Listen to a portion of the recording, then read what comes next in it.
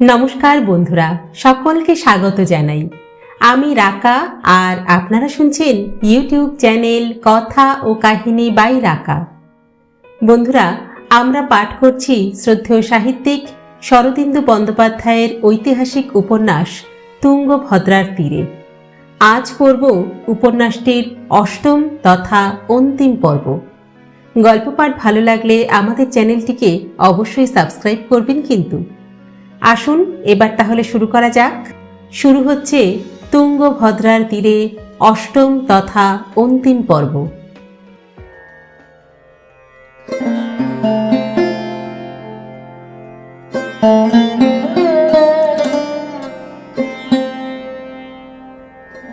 সুড়ঙ্গের পূর্ব প্রান্তে নির্গত হইয়া অর্জুন আকাশের পানে চাহিল। মেঘ ঢাকা আকাশে ছাই রঙা অঙ্গারের মতো সূর্য একটু পশ্চিমে ঢলিয়াছে। এখনো ১.৫ প্রহর বেলা আছে। এই বেলা বাহির হইয়া পড়িলে সন্ধ্যার পর বিজয়নগরে পৌঁছানো যাইবে। অর্জুন উপত্যকায় নামিল। তারপর লাঠিতে চড়িয়া পূর্ব মুখে দীর্ঘায়িত পদদয় চালিত করিয়া দিল। তেজস্বী অশ্ব যেরূপ শীঘ্র চলে, অর্জুন সেইরূপ শীঘ্র চলিয়াছে। তবু তাহার মনোভূত হইতেছে না, আরও শীঘ্র চলিতে পারিলে যেন ভালো হয়। তাহার আশঙ্কা, যদি ঝড় বৃষ্টি আরম্ভ হয়, যদি ঘন মেঘের অন্তরালে সূর্য আকাশে অস্তমিত হয়, তাহা হইলে পথ চিনিয়া বিজয়নগরে ফিরিয়া যাওয়া সম্ভব হইবে না। পথের একমাত্র নির্দেশ দূরে বাম দিকে তুঙ্গভদ্রার উদ্বেল ধারা। তুঙ্গভদ্রার সমান্তরালে চলিলে পথ ভুলিবার সম্ভাবনা নাই, কিন্তু প্রবল বারিধারায় চারিদিক আচ্ছন্ন হইয়া যায়, তুঙ্গভদ্রাকে দেখা যাইবে না। অর্জুন ২ দণ্ডে উপত্যকা পার হইল। তারপর উদ্ঘাতপূর্ণ শিলা বিকীর্ণ ভূমি। সাবধানে না চলিলে অপঘাতের সম্ভাবনা। অর্জুন সতর্কভাবে চলিতে লাগিল। তাহার গতি অপেক্ষাকৃত মন্থর হইল। তবু এইভাবে চলিলে সন্ধ্যার অব্যবহতি পরে পৌঁছানো যাইতে পারে। এখনো প্রায় ২০ ক্রোশ পথ বাকি। সূর্য দিগন্তের দিকে আরও নামিয়া পড়িল। দিকচক্রে গাঢ় মেঘ পুঞ্জীভূত হইয়াছে, তাই সূর্যাস্তের পূর্বেই চতুর্দিক ছায়াচ্ছন্ন। দূরের দৃশ্য অস্পষ্ট হইয়া গিয়াছে। তারপর হঠাৎ একটি দুর্ঘটনা হইল। অর্জুনের একটি লাঠি পাথরের ফাটলের মধ্যে আটকাইয়া গিয়া দ্বিখণ্ডিত হইয়া ভাঙিয়া গেল। অর্জুন প্রস্তুত ছিল না, হুমড়ি খাইয়া মাটিতে পড়িল। তরিতে উঠিয়া সে ভগ্ন লাঠি পরীক্ষা করিল। লাঠি ঠিক মাঝখানে ভাঙিয়াছে, ব্যবহারের আর উপায় নাই। অর্জুন কিছুক্ষণ মাথায় হাত দিয়া দাঁড়াইল। তারপর ভাঙা লাঠি ফেলিয়া দেয়া ছুটিতে আরম্ভ করিল। প্রস্তর কর্কশ ভূমির উপর দিয়া নগ্ন পদে সে ছুটিয়া চলিল। সূর্য অস্ত গেল। যেটুকু আলো ছিল তাহাও নিভিয়া গেল। আকাশের অষ্ট দিক হইতে যেন দলে দলে বাদুড় আসিয়া আকাশ ছাইয়া ফেলিল। দিকচক্রহীন ভূমিতলে আর কিছু দেখা যায় না। অর্জুন তবু ছুটিয়া চলিয়াছে। শিলাঘাতে চরণ ক্ষত বিক্ষত। কোন দিকে চলিয়াছে তাহার জ্ঞান নাই, তবু অন্তরের দুরন্ত প্রেরণায় সে ছুটিয়া চলিয়াছে। রাত্রি কত? প্রথম প্রহর কি অতীত হইয়া গিয়াছে? তবে কি আজ রাত্রে আর রাজার কাছে পৌঁছানো যাইবে না? অর্জুন থমকিয়া দাঁড়াইয়া চতুর্দিকে চাহিল। নিশ্ছিদ্র অন্ধকারে সহসা চোখে পড়িল বাম দিকে দিগন্ত রেখার কাছে ক্ষুদ্র রক্তাভ একটি আলোকপিণ্ড। প্রথমটা সে কিছুই বুঝিতে পারিল না। তারপর মনে পড়িল হেমকূট পর্বতের অগ্নিস্তম্ভ। সে দিকভ্রান্তভাবে দক্ষিণে চলিয়াছিল। একটা নিশানা যখন পাওয়া গিয়াছে তখন আর ভাবনা নাই। বিজয়নগর এখনো অনেক দূরে, কিন্তু সেখান হইতে আলোর হাতছানি আসিয়াছে। অর্জুন অগ্নিবিন্দুটি সম্মুখে রাখিয়া আবার দৌড়িতে আরম্ভ করিল। মনে হইতেছে যেন অগ্নিবিন্দুটি আকারে বড় হইতেছে, শিখা দেখা যাইতেছে। বিজয়নগর আর বেশি দূরে নয়। তারপর হঠাৎ সব লণ্ডভণ্ড হইয়া গেল। অন্ধকারে ছুটিতে ছুটিতে সহসা তাহার পায়ের তলা দিয়া মাটি সরিয়া গেল। ক্ষণকাল শূন্যে পড়িতে পড়িতে সে ঝপাং করিয়া জলে পড়িল, পতনের বেগে জলে ডুবিয়া গেল। তারপর যখন সে মাথা জাগাইল, তখন ভরা নদীর খরস্রোত তাহাকে ঠেলিয়া লইয়া চলিয়াছে। আবার তুঙ্গভদ্রার জলে অবগাহন। কিন্তু এবার আর ভয় নেই, তুঙ্গভদ্রা তাহাকে বিজয়নগর পৌঁছিয়া দিবে। অর্জুন চলিয়া যাইবার পর বলরাম কামানে গুলি বারুদ ভরিয়া সুরঙ্গের মধ্যে বসিয়া রহিল। রন্ধ্রমুখের বাহির হইতে বহু কণ্ঠের উত্তেজিত কলরব আসিতেছে, কিন্তু রন্ধ্রমুখের কাছে কেহ আসিতেছে না। বলরাম দাঁত খিচাইয়া হিংস্র হাসি হাসিল, মনে মনে বলিল, যিনি এদিকে আসবেন তাকে আজ শহীদের শরবত পান করাবো। সেকালে মুসলমানদের মধ্যে প্রবাদ বাক্য প্রচলিত ছিল, হিন্দুকে মারিতে গিয়া যদি কোনো মুসলমান মরে তবে সে শহীদের শরবত পান করে, অর্থাৎ স্বর্গে যায়। দুদণ্ড অপেক্ষা করিবার পর কেহ আসিতেছে না দেখিয়া বলরাম গুড়ি মারিয়া গুহামুখের নিকটে আসিল। বাহিরে দৃষ্টি প্রেরণ করিয়া দেখিল 50 হাত দূরে হৈ হৈ কাণ্ড বাঁধিয়া গিয়াছে। ভীমরুলের চাকে ঢিল মারিলে যেরূপ হয়, পরিস্থিতি প্রায় সেইরূপ। বিক্ষিপ্ত চঞ্চল পতঙ্গের মতো অগণিত মুসলমান সৈনিক বিভ্রান্তভাবে ছুটাছুটি করিতেছে। অধিকাংশ সৈনিক কোটি হইতে তরবারি বাহির করিয়া আস্ফালন করিতেছে, কিন্তু মৃতদেহটা যেখানে গড়াইয়া পড়িয়াছিল সেইখানেই পড়িয়া আছে, কেহ তাহার নিকটে আসিতে সাহস করে নাই।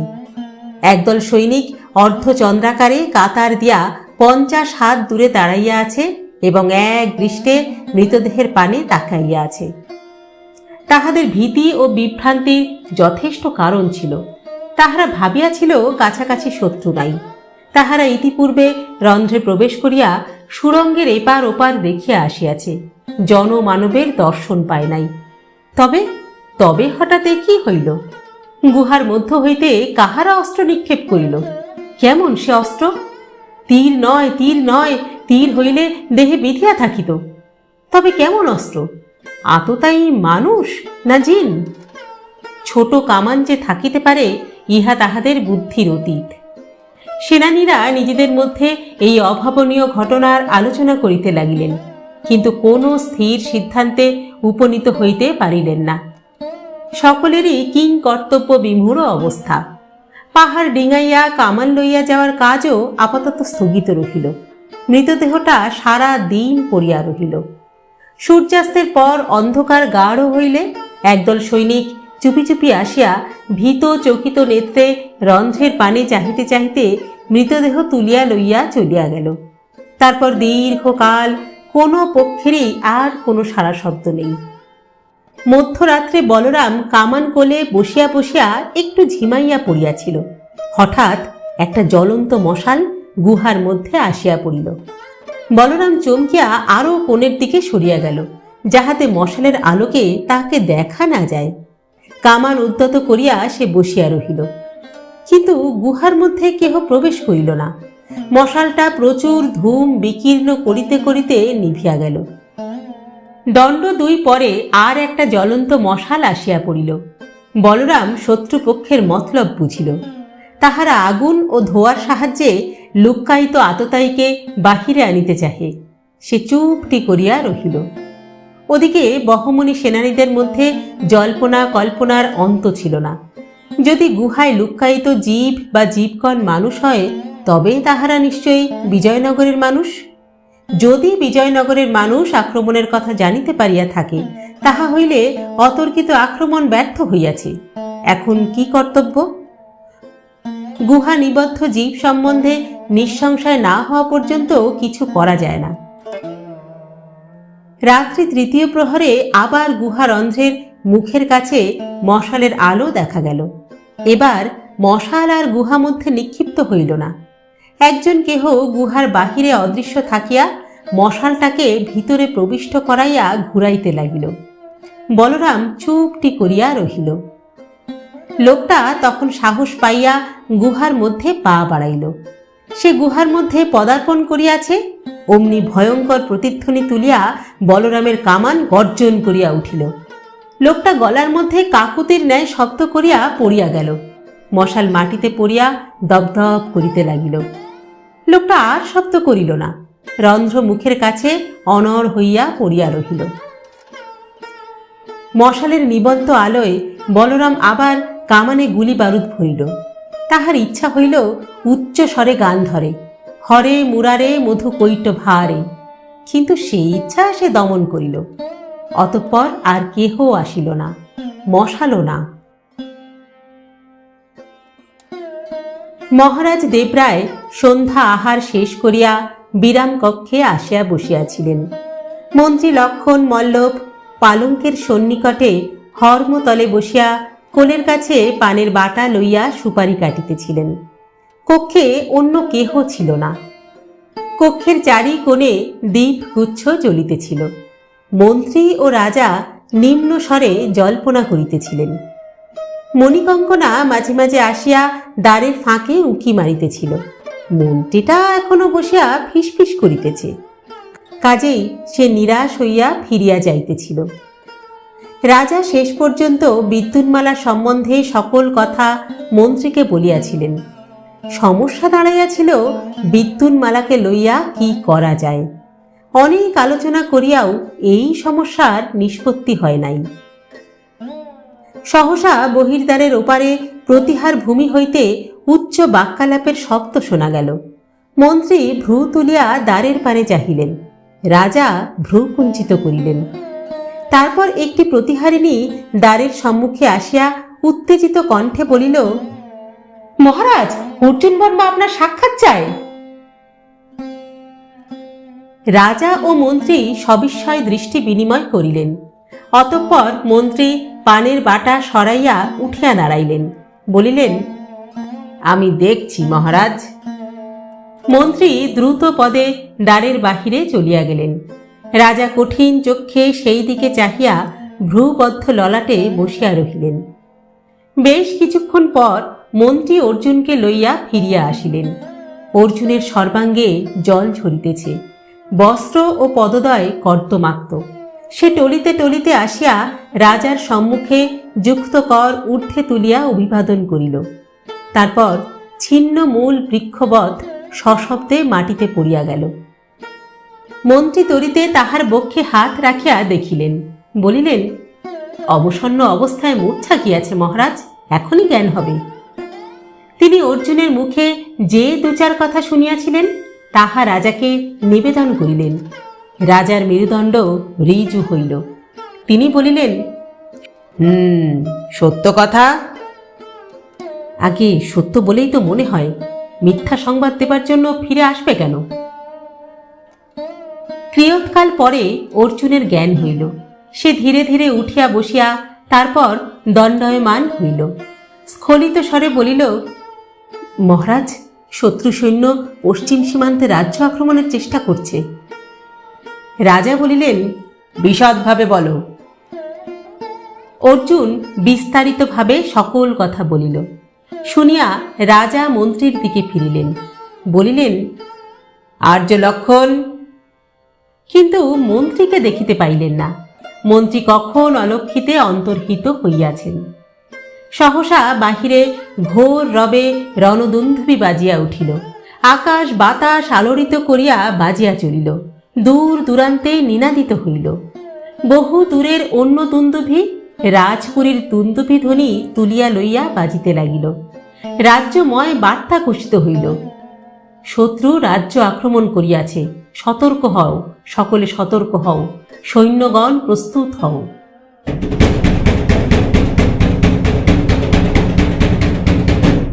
শত্রুপক্ষ রাজ্য আক্রমণ করিয়াছে, সতর্ক হও, সকলে সতর্ক হও, সৈন্যগণ প্রস্তুত হও। ধননায়ক লক্ষণ মল্লভ কোটিতে তরবারি বাঁধিতে বাঁধিতে ফিরিয়া আসিলেন। রাজা ও মন্ত্রীতে দ্রুত বাক্যালাপ চলিল। মন্ত্রী লক্ষণ, সব প্রস্তুত? আগে প্রস্তুত মহারাজ। রাজধানীতে কত সৈন্য আছে? 30,000। রাজা বলিলেন, বহমনি যখন পশ্চিম দিক থেকে আক্রমণ করেছে তখন পূর্ব দিক থেকেও একসঙ্গেই আক্রমণ করবে। লক্ষণ মল্লব বলিলেন, আগে আমারও তাই মনে হয়। এখন আদেশ। রাজধানী রক্ষার জন্য নগরপাল নরসিংহ মল্লের অধীনে 10,000 সৈন্য থাক। আমি 10,000 সৈন্য নিয়ে পশ্চিম সীমান্তে যাচ্ছি, আপনি 10,000 সৈন্য নিয়ে পূর্ব সীমান্তে যান। ভালো। তা কখন যাত্রা করা যাবে মহারাজ? আজ মধ্যরাত্রি অতীত হবার পূর্বেই। তবে মশালের ব্যবস্থা করি। জয়স্তু মহারাজ। মন্ত্রী চলিয়া গেলেন। অর্জুনের দিকে কেহ দৃষ্টিপাত করিল না। দুন্দুভি বাজিয়া চলিল। মণিকঙ্কনা এত রাত্রে দুন্দুভির শব্দ শুনিয়া হতচকিত হইয়া গিয়াছিল। সে রাজার কাছে ছুটিয়া আসিল। অর্জুনকে দেখিয়া থমকিয়া দাঁড়াইয়া পড়িল। এ কি, অর্জুন বর্মা? রাজা বলিলেন, মণিকঙ্কনা, আমি যুদ্ধে যাচ্ছি। পিঙ্গলাকে ডাকো, আমার রণসাজ নিয়ে আসুক। মণিকঙ্কনা বিস্ফারিত নেত্রে চাহিয়া পিছু হটিতে হটিতে চলিয়া গেল। মহারাজ। রাজা অর্জুনের দিকে চাহিলেন। অর্জুনের অস্তিত্ব তিনি ভুলিয়া গিয়াছিলেন। অর্জুন বলিল, মহারাজ, আমি আপনার আজ্ঞা লঙ্ঘন করেছি, বিজয়নগরে ফিরে এসেছি, সেজন্য দণ্ডার্হ। রাজা বলিলেন, তোমার দণ্ড আপাতত স্থগিত রইল। তুমি কারাগারে বন্দী থাকবে। আমি যুদ্ধ থেকে ফিরে এসে তোমার বিচার করব, যদি তোমার সংবাদ মিথ্যা হয়। অর্জুন যুক্ত করে বলিল, একটি ভিক্ষা আছে মহারাজ, আমাকে আপনার সঙ্গে নিয়ে চলুন। যদি আমার সংবাদ মিথ্যে হয় তবে তৎক্ষণাৎ আমার মূল্যচ্ছেদ করবেন। রাজা ক্ষণিক বিবেচনা করিলেন। উত্তম, তুমি আমাদের পথ দেখিয়ে নিয়ে যেতে পারবে। ধন্য মহারাজ, ধন্য। পিঙ্গলা রাজার বর্মচর্ম, শিরস্ত্রাণ ও তরবারি লইয়া প্রবেশ করিল।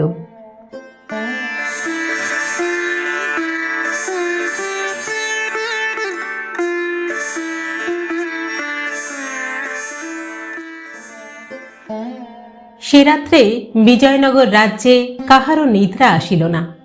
রাত্রির আকাশ ভরিয়া রণদুন্দুবির নিনাদ স্পন্দিত হইতে লাগিল। দুন্দুবি ধ্বনির তাৎপর্য বুঝিতে কাহারও বিলম্ব হয় নাই। যুদ্ধ, শত্রু আক্রমণ করিয়াছে। দূর গ্রামে গ্রামে গৃহস্থেরা দুন্দুবি শুনিয়া শয্যায় উঠিয়া বসিল। ঘরে অস্ত্র শস্ত্র যাহা ছিল তাহাতে শান দিতে লাগিল। নগরের সাধারণ জনগণ পরস্পরের গৃহে গিয়া উত্তেজিত জল্পনা কল্পনা আরম্ভ করিয়া দিল। ধনী ব্যক্তিরা সোনা দানা লুকাইতে প্রবৃত্ত হইলেন। গণ্যমান্য রাজপুরুষেরা রাজসভার দিকে ছুটিলেন। সৈনিকেরা বর্মচর্ম পরিয়া প্রস্তুত হইল। অনেক দিন পরে আবার যুদ্ধ। সৈনিকদের মনে হর্ষোদ্দীপনা, মুখে হাসি, আর সৈনিক বধূদের চোখে আশঙ্কার অশ্রুজল। রাত্রি দ্বিপ্রহরে রাজা ও লক্ষণ মল্লব দুই দল সৈন্য লইয়া পূর্ব ও পশ্চিমে যাত্রা করিলেন।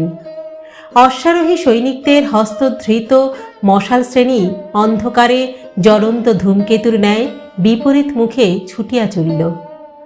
তিন রানী নিজ নিজ ভবনে দ্বার রুদ্ধ করিয়া অন্ধকার শয্যায় শয়ন করিলেন। পদ্মালয়াম্বিকা শিশুপুত্র মল্লিকার্জুনকে বুকে লইয়া আকাশ পাতাল চিন্তা করিতে লাগিলেন। যুদ্ধ ব্যাপারে নারীর করণীয় কিছু নাই, তাহারা কেবল কাল্পনিক বিভীষিকার আগুনে দগ্ধ হইতে পারেন। বিদ্যুন্মালা স্বতন্ত্র কক্ষে ছিলেন। তিনি কক্ষের বাহিরে যাইতেন না। মণিকঙ্কনা মাঝে মাঝে দ্বারের নিকট হইতে তাহাকে দেখিয়া যাইত। এক গৃহে থাকিয়াও দুই ভগিনীর মাঝখানে দূরত্বের সৃষ্টি হইয়াছিল। আজ বিদ্যুন্মালা নিজ শয্যায় জাগিয়া শুইয়াছিলেন। মণিকঙ্কনা আসিয়া তাহার শয্যা পার্শ্বে বসিল। জলভরা চোখে বলিল, মালা, রাজা রাজা যুদ্ধে চলে গেলেন। বিদ্যুন্মালা সবিশেষ কিছু জানিতেন না, কিন্তু রাজপুরীতে উত্তেজিত ছোটাছুটি দেখিয়া ও রণদুন্দুবি শুনিয়া তিনি বুঝিয়াছিলেন গুরুতর কিছু ঘটিয়াছে। তিনি মণিকঙ্কনার হাতের উপর হাত রাখিলেন, কিছু বলিলেন না। মণিকঙ্কনা আবার বলিল, মালা, অর্জুন বর্মা এসেছিলেন। বিদ্যুন্মালা উঠিয়া বসিলেন। মণিকঙ্কনার মুখের কাছে মুখ আনিয়া সংহত স্বরে বলিলেন, কি বললে, কে এসেছিলেন? মণিকঙ্কনা বলিল, অর্জুন বর্মা এসেছিলেন। মাথার চুল থেকে জল পড়ছে, কাপড় ভিজে, পাগলের মতো চেহারা। রাজাকে কি যেন বললেন, আর রাজা তাকে নিয়ে যুদ্ধে চলে গেলেন। বিদ্যুন্মালার দেহ কাঁপিতে লাগিল। তিনি চক্ষু মুদিয়া আবার শুইয়া পড়িলেন। তিনি জানিতেন রাজা অর্জুন বর্মাকে নির্বাসন দিয়াছেন। তারপর হঠাৎ কি হইল? অর্জুন বর্মা ফিরিয়া আসিলেন কেন? অনিশ্চয়ের সংশয়ে তাহার অন্তর মথিত হইয়া উঠিল। মণিকঙ্কনার অন্তরে আবার অন্য প্রকার মন্থন চলিতেছে। রাজা যুদ্ধে গিয়াছেন। যাহারা যুদ্ধে যায় তাহারা সকলে ফিরিয়া আসে না। রাজা যদি ফিরিয়া না আসেন? সে অবসন্নভাবে বিদ্যুন্মালার পাশে শয়ন করিল। বাহু দিয়া তাহার কণ্ঠ জড়াইয়া লইয়া ম্রিয়মাণ স্বরে বলিল, মালা, কি হবে ভাই? বিদ্যুন্মালা উত্তর দিলেন না। সারা রাত্রি দুই ভগিনী পরস্পরের গলা জড়াইয়া জাগিয়া রহিলেন। বলরাম রাত্রে ঘুমায় নাই। রন্ধ্রের মধ্যে একটি মৃতদেহকে সঙ্গী করিয়া জাগিয়াছিল। আবার যদি কেহ আসে, তাহাকে শহীদের শরবত পান করাইতে হইবে। অর্জুন কি বিজয়নগরে পৌঁছিয়াছে? রাজা কি সংবাদ দিতে পারিয়াছে? সংবাদ পাইয়া রাজা কি তৎক্ষণাৎ সৈন্য লইয়া বাহির হইবেন? যদি বিলম্ব করেন? সকাল হইল। রৌদ্রোজ্জ্বল প্রভাত। সাময়িকভাবে মেঘ সরিয়া গিয়াছে। বলরামের কৌতূহল হইল, দেখি তো মিয়া সাহেবরা কি করিতেছে। সে পাশের দিক দিয়া রন্ধ্রের কাছে গিয়া বাহিরে উঁকি মারিল। যাহা দেখিল তাহাতে তাহার হৃৎপিণ্ড ধক করিয়া উঠিল। মুসলমান সৈনিকেরা একটা প্রকাণ্ড কামান ঘুরাইয়া সুরঙ্গের দিকে লক্ষ্য স্থির করিয়াছে এবং তাহাতে বারুদ করিতেছে। উদ্দেশ্যও সহজেই অনুমান করা যায়। কামান দাগিয়া তাহারা গুহামুখ ভাঙিয়া দিবে। সেখানে যে অদৃশ্য শত্রু লুকাইয়া আছে তাহাকে বধ করিবে। বলরাম দেখিল কামানের গোলা রন্ধ্রের মধ্যে প্রবেশ করিলে জীবনের আর আশা নাই। সে আর বিলম্ব করিল না। ঝোলা লইয়া যে পথে আসিয়াছিল সেই পথে দ্রুত ফিরিয়া চলিল। প্রথম বাঁকের মুখে আসিয়া সে দেখিল এই স্থান বহুলাংশে নিরাপদ। কামানের গোলা সিধা পথে চলে, মোড় ঘুরিয়া আসিতে পারিবে না। সে বাঁক অতিক্রম করিয়া সুরঙ্গের মধ্যে দাঁড়াইয়া রহিল। কিছুক্ষণ পরে বিকট শব্দ করিয়া কামানের গোলা রন্ধ্র মধ্যে আসিয়া পড়িল। বড় বড় পাথরের চাই ভাঙিয়া রন্ধ্রমুখ বন্ধ হইয়া গেল। ভাগ্যক্রমে ভগ্ন প্রস্তরখণ্ডগুলা বলরামের নিকট পৌঁছিল না। এতক্ষণ যতটুকু আলো ছিল তাহাও আর রহিল না। নিশ্ছিদ্র অন্ধকারের মধ্যে বলরাম হাত বাড়াইয়া গুহা প্রাচীর অনুভব করিতে করিতে পূর্ব মুখে চলিল। মুসলমানেরা যদি ইতিমধ্যে পাহাড় ডিঙাইয়া সুরঙ্গের পূর্ব দিকে পৌঁছিয়া থাকে তাহা হইলে? অর্জুন রাজাকে লইয়া ফিরিবে কিনা, কখন ফিরিবে কে জানে। কিছু দূর অগ্রসর হইবার পর একটা ধ্বনির অনুরণন বলরামের কানে আসিল। মানুষের কণ্ঠস্বর দূর হইতে আসিতেছে, কিন্তু পাষাণ গাত্রে প্রতিহত হইয়া বিকৃত হইয়াছে। শব্দের অর্থবোধ হয় না। বলরাম স্থির হইয়া দাঁড়াইয়া শুনিল। ধ্বনি ক্রমশ কাছে আসিতেছে এবং স্পষ্ট হইতেছে।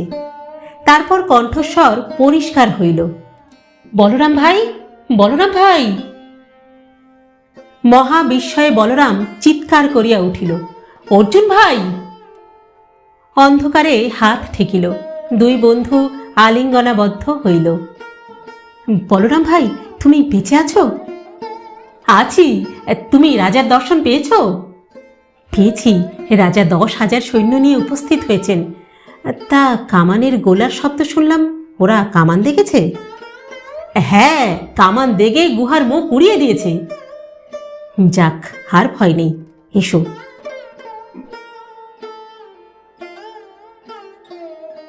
বিজয়নগরের 10,000 সৈন্য পর্বতের পদমূলে সমবেত হইয়াছিল।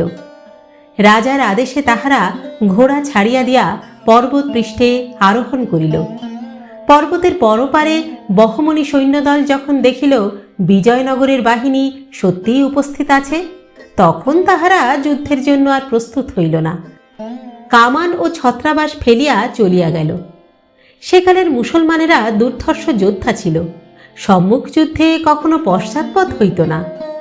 কিন্তু গুলবর্গার বহমনি সুলতান আহমেদ শাহর নিকট খবর পৌঁছিয়াছিল যে তাহার অতর্কিত আক্রমণ ব্যর্থ হইয়াছে। বর্ষাকাল বিজয় অভিযানের উপযুক্ত কাল নয়। অবশ্য অতর্কিত আক্রমণ করিয়া পররাজ্য খানিকটা দখল করিয়া বসিতে পারিলে লাভ আছে, কিন্তু সম্মুখ যুদ্ধ অসমীচীন। তিনি তাই সৈন্যদলকে ফিরিয়া আসিবার আদেশ পাঠাইয়াছিলেন। বহমনি সৈন্যদল যুদ্ধ স্পৃহা দমন করিয়া চলিয়া গেল। বিজয়নগরের সৈন্যদলও নিজ রাজ্যের সীমানা লঙ্ঘন করিল না। অবশ্যম্ভাবী যুদ্ধ স্থগিত রহিল। মহারাজ দেবরায় 2,000 সৈন্য পশ্চিম সীমান্তে রাখিয়া রাজধানীতে ফিরিয়া আসিলেন। অর্জুন ও বলরামও তাহার সঙ্গে আসিল। ওদিকে পূর্ব সীমানা হইতে ধননায়ক লক্ষণও ফিরিয়া আসিলেন। সেখানে শত্রু সৈন্য নদী পার হইবার উদ্যোগ করিতেছিল, কিন্তু নদীর পরপারে বিজয়নগরের বাহিনী উপস্থিত হইয়াছে দেখিয়া তাহারা বিমর্ষভাবে প্রস্থান করিল। অতঃপর রাজা ও মন্ত্রী বহিঃশত্রু সম্বন্ধে খানিকটা নিশ্চিন্ত হইয়া আভ্যন্তরীণ চিন্তায় মনোনিবেশ করিয়াছেন। শ্রাবণ মাস সমাগত। রাজগুরু বিবাহের দিন স্থির করিয়াছেন। শ্রাবণের শুক্লা ত্রয়োদশীতে বিবাহ, সুতরাং বিবাহের কথাই সর্বাগ্রে চিন্তনীয়। রাজা ও মন্ত্রী মিলিয়া মতলব স্থির করিয়াছেন, যাহাতে সব দিক রক্ষা হয়। মতলব স্থির করিয়া তাহারা রাজগুরুর সঙ্গে পরামর্শ করিয়াছেন।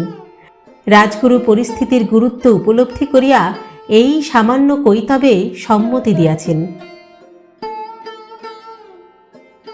একদিন দ্বিপ্রহরে মধ্যাহ্ন ভোজন সমাপন করিয়া মহারাজ বিরাম কক্ষে আসিয়া বসিলেন। পিঙ্গলার হাত হইতে পান লইয়া বলিলেন, পিঙ্গলা, বিদ্যুন্মালাকে পাঠিয়ে দাও, আর মণিকঙ্কনাকে আটকে রাখো, সে যেন এখন এখানে না আসে। কিছুক্ষণ পর বিদ্যুন্মালা ধীরে ধীরে কক্ষে প্রবেশ করিলেন। এই কয়দিনে তাহার শরীর কৃশ হইয়াছে, মুখে রক্তহীন পাণ্ডুতা, গতিভঙ্গি ঈষৎ আড়ষ্ট। তিনি রাজার সম্মুখে আসিয়া নতমুখে দাঁড়াইলেন। রাজা ক্ষণকাল তাহার মুখের পানে চাহিয়া গম্ভীর কণ্ঠে বলিলেন, রাজকুমারী, শেষবারের মতো প্রশ্ন করছি, তুমি কি আমাকে বিবাহ করতে চাও না? বিদ্যুন্মালা নত নয়নে নির্বাক রহিলেন। রাজা বলিলেন, অর্জুনকেই তুমি আমার চেয়ে যোগ্যতর পাত্র বলে মনে করো? এবারও বিদ্যুন্মালা নীরব, কেবল তাহার অধর ঈষৎ কম্পিত হইল। রাজা একটা দীর্ঘ শ্বাস মোচন করিয়া বলিলেন, স্ত্রী জাতির চরিত্র সত্যিই দুর্গেয়। যা হোক, তুমি যখন পণ করেছ অর্জুনকে ছাড়া আর কাউকে বিবাহ করবে না, তখন তাই হবে, অর্জুনের সঙ্গেই তোমার বিবাহ দেব। বিদ্যুন্মালার মুখ অতর্কিত ভাব সংঘাতে অনির্বচনীয় হইয়া উঠিল। অধরষ্ঠ বিকৃত হইয়া থরথর করিয়া কাঁপিতে লাগিল। তিনি একবার ভয় সংকুল চক্ষু রাজার দিকে তুলিয়া আবার নত করিয়া ফেলিলেন। তারপর কম্পিত দেহে ভূমির উপর রাজার পদমূলে বসিয়া পড়িলেন। মহারাজ, মহারাজ, এ আপনি কি বলছেন?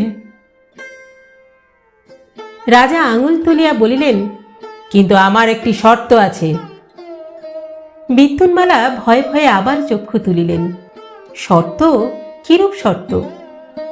রাজা বলিলেন, তোমার বিদ্যুন্মালার নাম আর চলবে না, আজ থেকে তোমার নাম মণিকঙ্কনা, বুঝলে?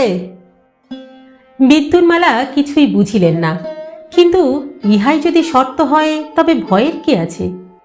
তিনি ক্ষীণ বাষ্পরুদ্ধ স্বরে বলিলেন, যথা আজ্ঞা আর্য।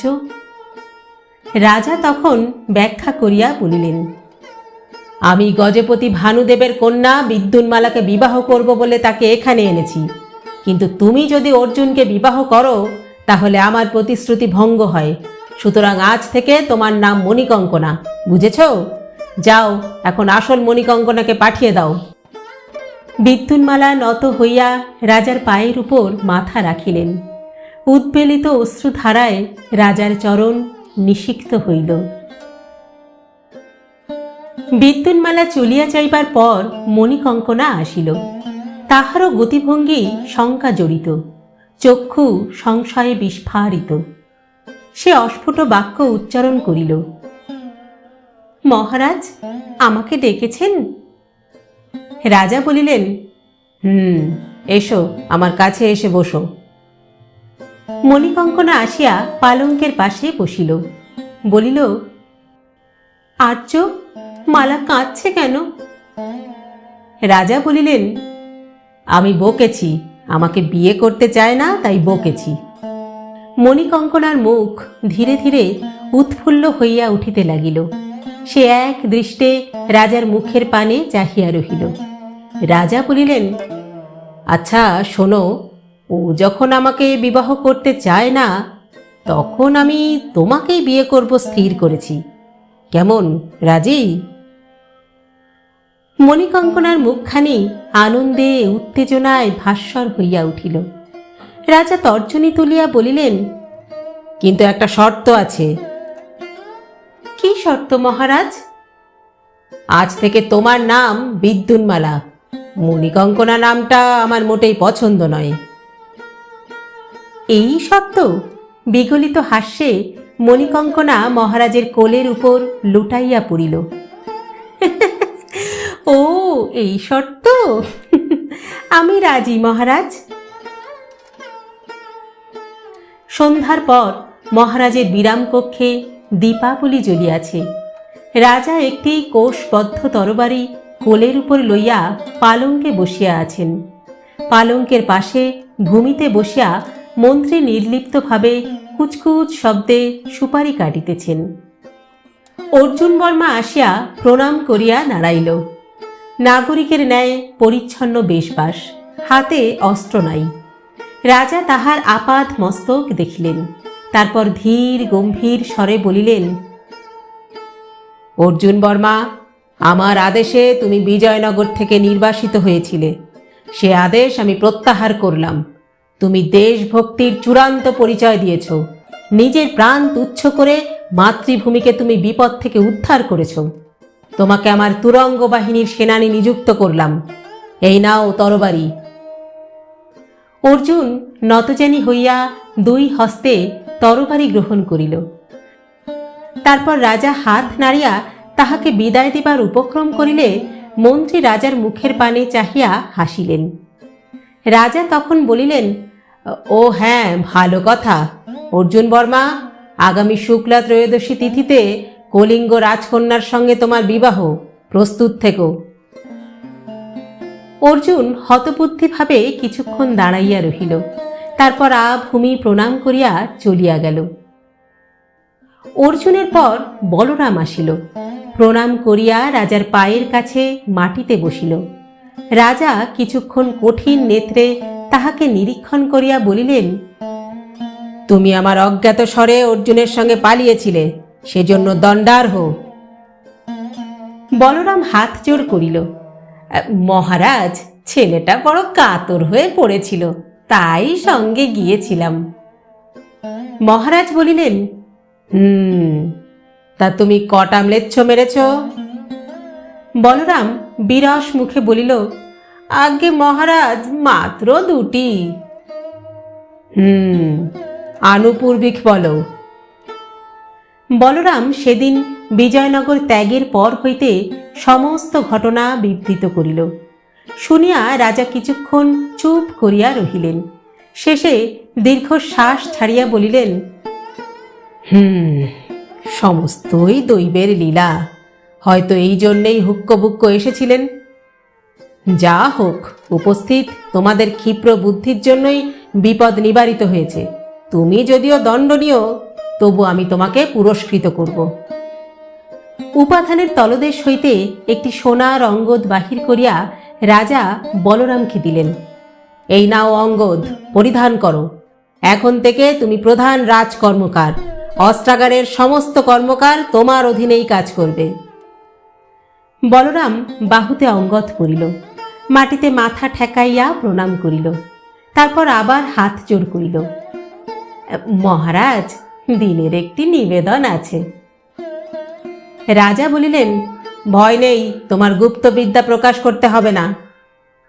বলরাম বলিল, ধন্য মহারাজ, ধন্য, কিন্তু আমার আরও একটি নিবেদন আছে। আবার নিবেদন? কি নিবেদন? আগে মহারাজ, আমি বিবাহ করতে চাই। মহারাজের মুখে ধীরে ধীরে কৌতুক হাস্য ফুটিয়া উঠিল। তুমিও বিবাহ করতে চাও? কাকে? আগে মহারাজ, তার নাম মঞ্জিরা, আপনার অন্তঃপুরের রন্ধনশালার দাসী।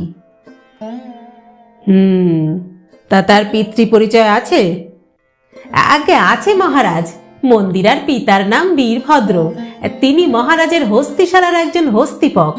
তার অনুমতি চাইতে গিয়েছিলাম, তা তিনি বললেন মহারাজ যদি অনুমতি দেন তাহলে তার কোনো আপত্তি নেই।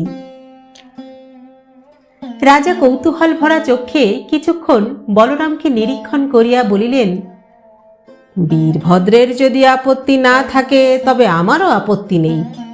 তুমি ধূর্ত বাঙালি, তোমাকে বেঁধে রাখবার জন্য কঠিন শৃঙ্খল চাই।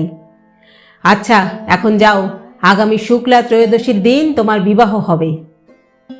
বলরাম মহা আনন্দে প্রণাম করিতে করিতে পিছু হটিয়া কক্ষ হইতে নিষ্ক্রান্ত হইল। রাজা মন্ত্রীর পানে চাহিয়া হাসিলেন। মন্দ হলো না, হ্যাঁ? কি বলেন মন্ত্রী লক্ষণ? একসঙ্গে 3টে বিবাহ, যত বেশি হয় ততই ভালো। বরযাত্রীদের চোখে ধুলো দেওয়াটা সহজ হবে। হ্যাঁ,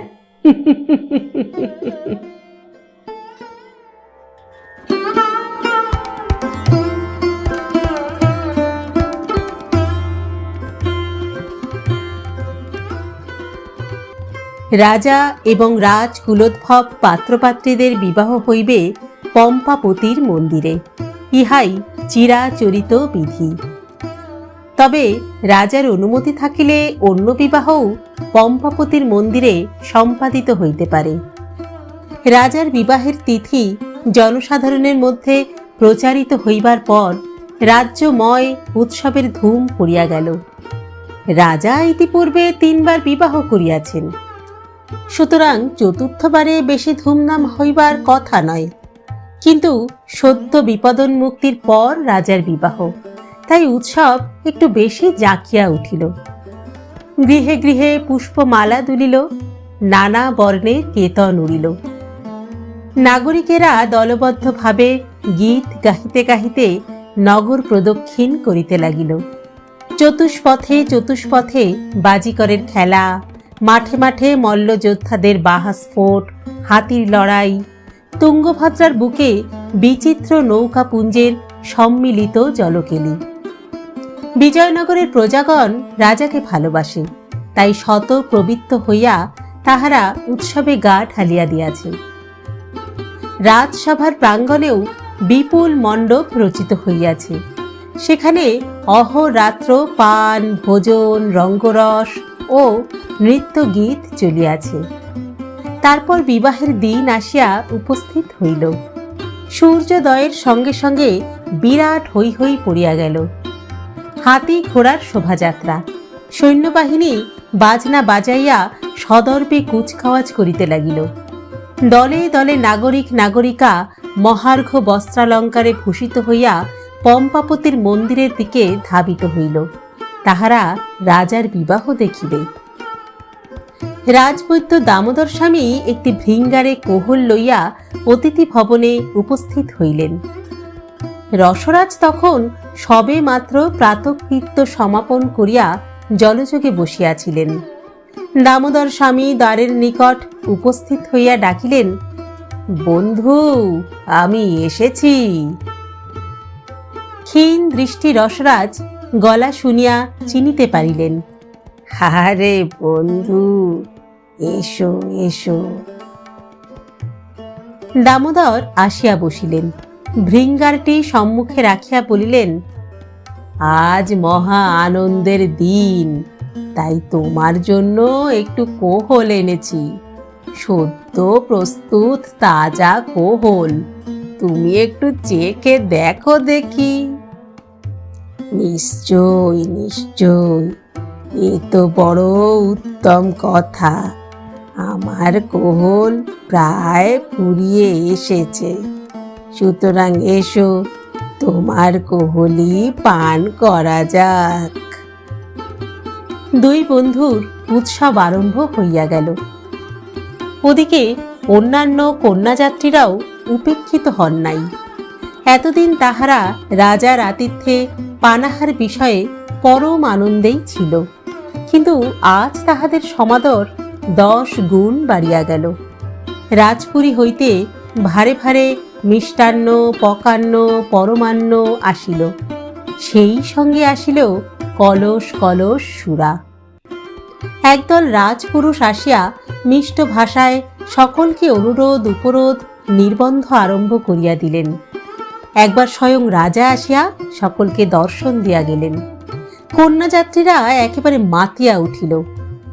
অপর্যাপ্ত পানাহারের সঙ্গে সঙ্গে অঙ্গভঙ্গি সহকারে নৃত্য, গীত, লম্ফঝম্প, ক্রীড়া কৌতুক ইত্যাদি আরম্ভ করিয়া দিল। ফলে বিবাহের লগ্নকাল যখন উপস্থিত হইল, তখন দেখা গেল অধিকাংশ কন্যাযাত্রী ধরাশায়ী। যাহাদের একটু সংজ্ঞা আছে, তাহারা বিগলিত কণ্ঠে অশ্লীল গান গাহিতেছে এবং নিজ উরুদেশে মৃদঙ্গ বাজাইতেছে। রসরাজের অবস্থাও প্রায় অনুরূপ। বস্তুত গান না গাহিলেও তিনি মৃদু স্বরে কাব্যশাস্ত্রের রসালো স্থানগুলি আবৃত্তি করিতেছেন এবং মদাসক্ত মসৃণ হাস্য করিতেছেন। কয়েকজন রাজপুরুষ আসিয়া তাহাকে গরুর গাড়িতে তুলিয়া বিবাহস্থলে লইয়া গেল, কারণ তিনি কন্যাকর্তা। বিবাহ বাসরে তাহার উপস্থিতি একান্ত প্রয়োজন। রাজপুরুষেরা রসরাজকে লইয়া বিবাহ বাসরের পুরোভাগে বসাইয়া দিল। পাশাপাশি 3 জোড়া বর কন্যা বসিয়া আছে। রসরাজ দেখিলেন 6 জোড়া বরকন্যা। তিনি পাত্রপাত্রীদের মুখ চোখ ভালো করিয়া দেখিতে পাইলেন না, কিন্তু ভালো করিয়া দেখিবারই বা কি আছে? তাহার মনে বড় আনন্দ হইল। তিনি আনন্দাশ্রু মোচন করিলেন, হাত তুলিয়া সকলকে আশীর্বাদ করিলেন এবং অচিরাত উপবিষ্ট অবস্থাতেই ঘুমাইয়া পড়িলেন। যথাকালে বিবাহ ক্রিয়া শেষ হইল। সকলে জানিল কলিঙ্গের রাজকন্যা বিদ্যুন্মালার সঙ্গে রাজার বিবাহ হইয়াছে। সন্দেহের কোনো কারণ নাই, তাই কেহ কিছু সন্দেহ করিল না। দর্শকেরা আনন্দধ্বনি করিতে করিতে সন্তুষ্ট চিত্তে গৃহে ফিরিয়া গেল।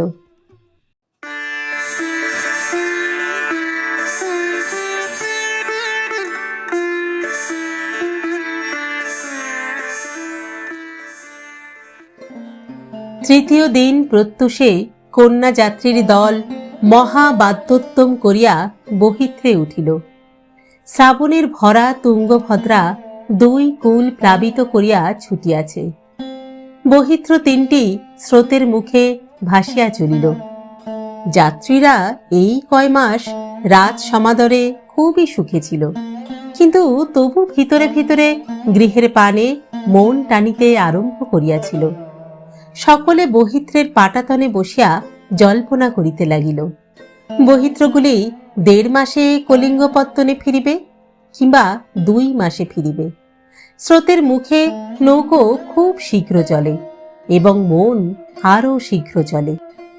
বিজয়নগর হইতে দূরে তুঙ্গভদ্রার শিলাবন্ধুর সৈকতে ছোট্ট গ্রামখানির কথা ভুলিলে চলিবে না।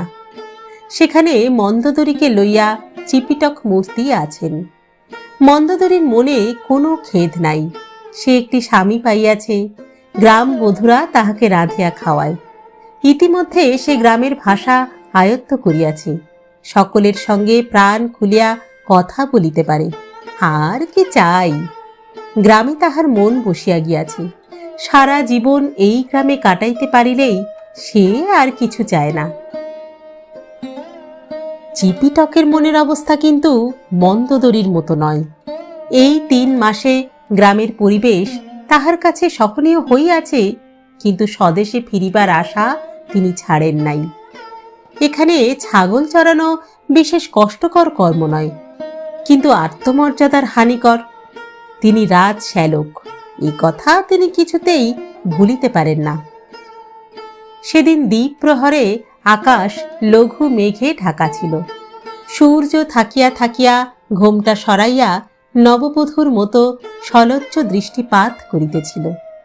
চিপিটক ভোজনান্তে ছাগলের পাল লইয়া বনের দিকে যাইবার পূর্বে মন্দোদরীকে বলিয়া গেল, মন্দোদরী, নদীর ধারে যাবি বুঝলি, যদি নৌকো আসে। মন্দোদরী বলিল, আচ্ছা গো আচ্ছা, 3 মাস ধরে নদীর ধারে যাচ্ছি, আজও যাব, কিন্তু কোথায় নৌকো? তারা কি আর এখনো এখানে বসে আছে? কোন কালে দেশে ফিরে গেছে। হ্যাঁ, তবু যাস। চিপিটক গভীর নিঃশ্বাস ফেলিয়া ছাগল চড়াইতে চলিয়া গেলেন। তাহার আশার প্রদীপ ক্রমে নির্বাপিত হইয়া আসিতেছে। তারপর গ্রামের মেয়েরা কাজকর্ম সারিয়া নদীতে জল আনিতে গেল। তখন মন্দোদরীও কলস কাঁখে তাহাদের সঙ্গে গল্প করিতে করিতে চলিল। মেয়েরা নদীর ঘাটে বেশিক্ষণ রহিল না। গা ধুইয়া নিজ নিজ কলসে জল ভরিয়া গ্রামে ফিরিয়া গেল। মন্দোদরী বালুর উপর পা ছড়াইয়া বসিল। স্নিগ্ধ পরিবেশ, আকাশে মেঘ ও সূর্যের লুকোচুরি খেলা, সামনে খরস্রোতা নদীর কলধ্বনি। একাকিনী বসিয়া বসিয়া মন্দোদরীর ঘুম আসিতে লাগিল। 2 হাই তুলিয়া সে বালুর উপর কাত হইয়া শয়ন করিল, তারপর ঘুমাইয়া পড়িল। দিবানিদ্রার অভ্যাস তাহার এখনো যায় নাই। বেলা 3য় প্রহর অতীত হইবার পর মুখে সূক্ষ্ম বৃষ্টির ছিটা লাগিয়া তাহার ঘুম ভাঙিল। সে চোখ মুছিতে মুছিতে উঠিয়া বসিল। তারপর সম্মুখে নদীর দিকে দৃষ্টিপাত করিয়া একেবারে নিষ্পলক হইয়া গেল। বৃষ্টির সূক্ষ্ম পর্দার ভিতর দিয়া দেখা গেল আগে পিছে 3টি বহিত্র নদীর মাঝখান দিয়া পূর্ব মুখে চলিয়াছে। পাল তোলা বহিত্র 3টি মনে হয় কোন অচিন দেশের পাখি, কিন্তু মন্দোদরীর প্রাণে বিন্দু মাত্র কবিত্ব নাই। সে দেখিল অচিন দেশের পাখি নয়, 3টি অত্যন্ত পরিচিত পবিত্র কলিঙ্গ দেশে ফিরিয়া চলিয়াছে। মন্দোদরীর বুকের মধ্যে দুমদুম শব্দ হইতে লাগিল। সে ক্ষণকাল ব্যয়ত চক্ষে চাহিয়া থাকিয়া মুখে আঁচল ঢাকা দিয়া আবার শুইয়া পড়িল। কি আপদ! নৌকোগুলি এতদিন বিজয়নগরেই ছিল, এতদিন ধরিয়া কি করিতেছিল? ভাগ্যে গ্রামের অন্য কেহ দেখিয়া ফেলে নাই। জয় দারু ব্রহ্ম। 3-4 দণ্ড শুইয়া থাকিবার পর সে মুখের আঁচল সরাইয়া সন্তর্পণে উঁকি মারিল। তারপর গা ঝাড়া দিয়া উঠিয়া বসিল। নৌকো 3টি চলিয়া গিয়াছে। তুঙ্গভদ্রার বুক শূন্য। সূর্য ডুবুডুবু হইল। মন্দোদরী কলস কাঁখে লইয়া গজেন্দ্র গমনে ফিরিয়া চলিল। চিপিটক গ্রামে গুহার সম্মুখে বসিয়া তাহার অপেক্ষা করিতেছিলেন। মন্দোদরীকে আসিতে দেখিয়া তাহার পানে সপ্রশ্ন ভ্রুভঙ্গি করিলেন। মন্দোদরী কলসটি গুহামুখের কাছে নামাইয়া হাত উল্টাইয়া বলিল, কোথায় নৌকো? মিছি মিছি ভূতের বেগার, কাল থেকে আমি আর যেতে পারবো না, যেতে হয় তুমি যেও, বুঝেছ? বলিয়া মন্দোদরী গুহা মধ্যে প্রবেশ করিল। চিপিটক আকাশের পানে চোখ তুলিয়া দীর্ঘ শ্বাস ফেলিলেন।